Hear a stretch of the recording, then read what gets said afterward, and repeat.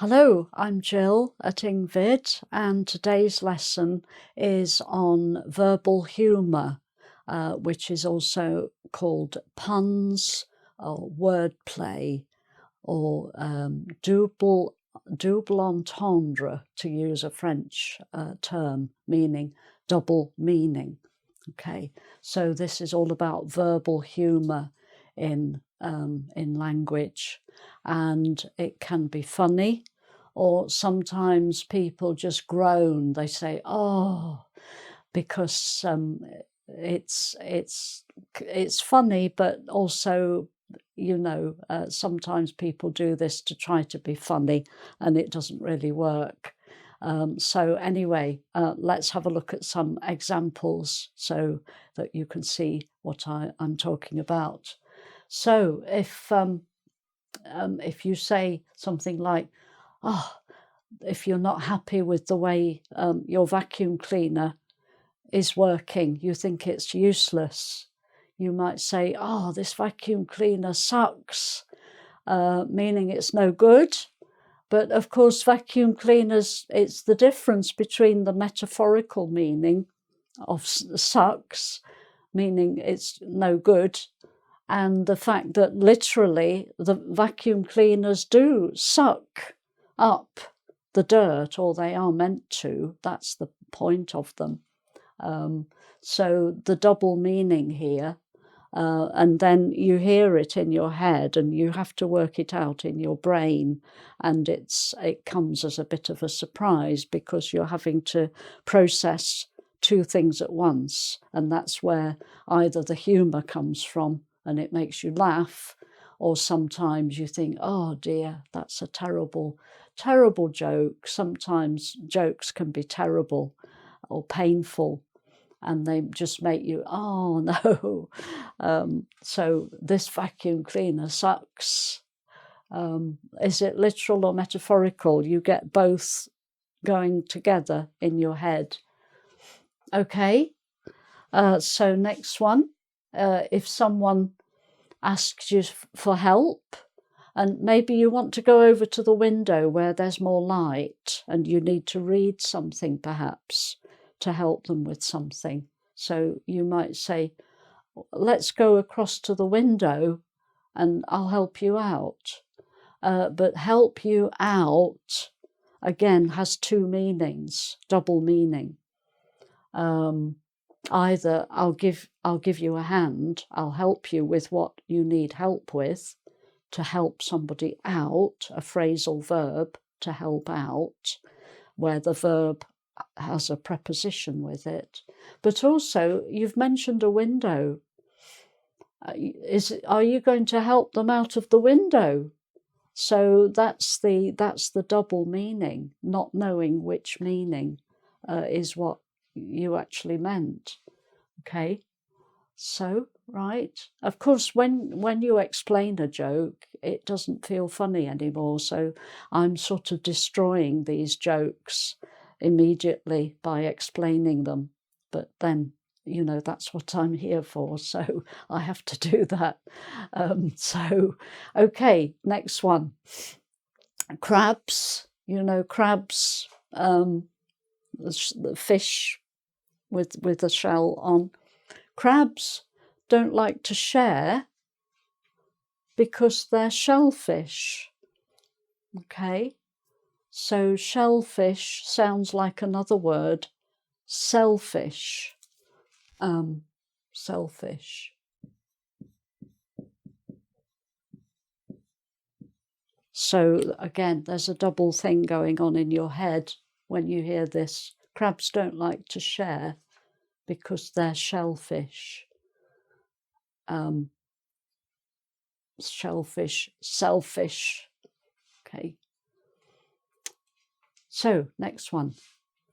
The wedding cake. If you're having a wedding, you have to coordinate everything. You need the wedding cake to be there in time for the reception.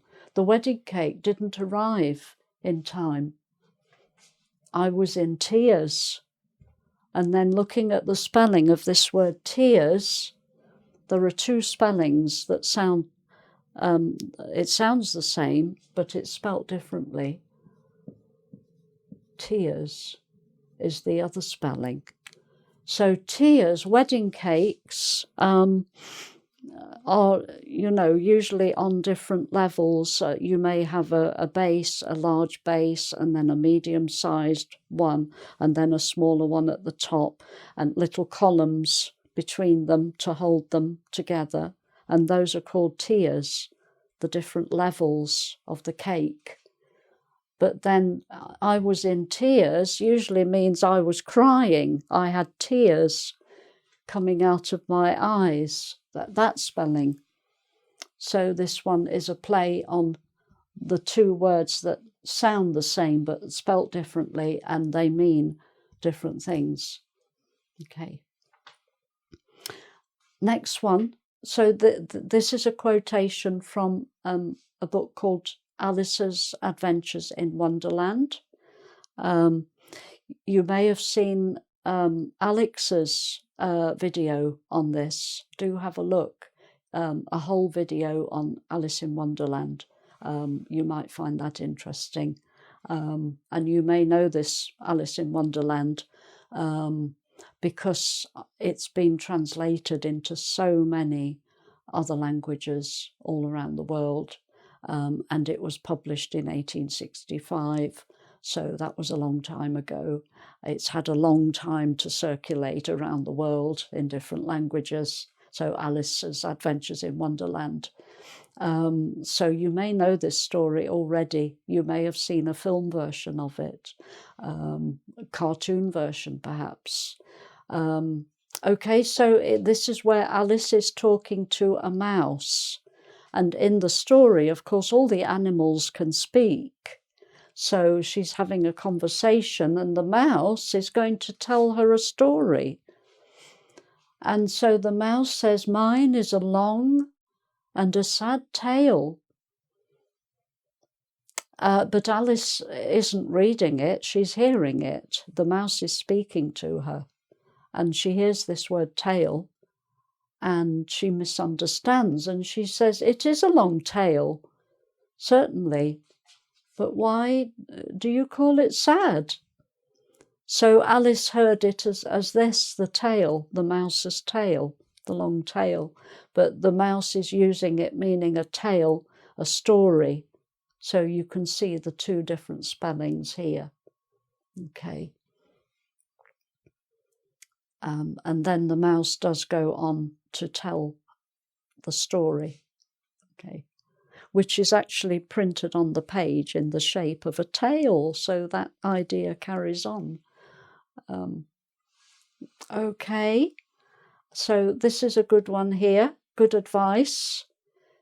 If you're going through hell, keep going.